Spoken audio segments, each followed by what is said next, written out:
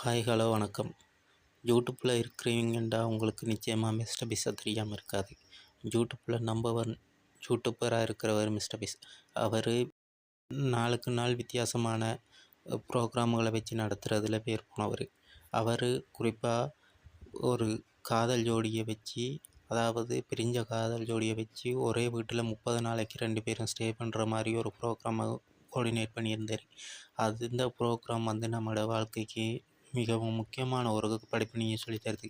அது என்னென்னு பார்த்தீங்கன்னு சொன்னால், நம்ம அவங்கள ஒருத்தரையும் ஒழுங்காக புரிஞ்சு கொள்ளாமலுக்கு நம்மட மனநிலையில் நம்ம என்னத்தை யோசிக்கிறோமோ அதை வச்சுக்கொண்டு நாங்கள் அவர்களையும் அப்படித்தாண்டு நினச்சிக்கொண்டு அவர்களோட நாங்கள் கதைக்காமல் கொள்ளாமல் இருப்போம்.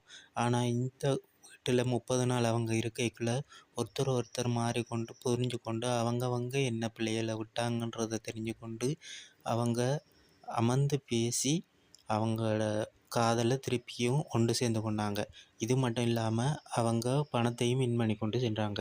நாம் பேசாமல் இருக்கும்போது தான் மனக்கவலை அதிகமாகும். ஒருவர் என்ன நினைக்கிறார் என்பதை நாமே கெஸ் பண்ணிட்டு அந்த கெஸ்ஸை நினைத்து காட்டிலும் பெரிய பிரச்சனையாக மாறிவிடும். ஆனால் ஒரே ஒரு முறை அமைதியாக அமர்ந்து பேசா குற்ற உணர்ச்சி குறையும், சந்தேகங்கள் தீரும், மனசு லைட் ஆகும். ரொம்ப நாள் அழுத்தத்தில் இருந்த ஃபீலிங் உடனே விடை பெறும். பேசுவதற்கு ஒரு 5 நிமிடம் போதும்.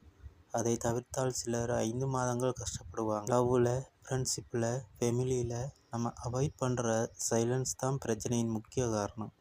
அமர்ந்து பேசுகிறது சமாதானத்துக்கானது மருந்து மாதிரி. நீங்கள் பேசுகிறீங்கன்னா உங்களுக்கும் பிறருக்கும் மனம் லைட்டாக இருக்கும். அதனால் என்ன பிரச்சனையானாலும் ஒரு 5 நிமிஷம் இருந்து உங்களோட டிஸ்கஷனை செய்தீர்கள் என்றால் மனக்கவலைகளும் தீரும். அதே நேரம் சில நம்மட இழப்புகளையும் குறைத்து கொள்ள முடியும்.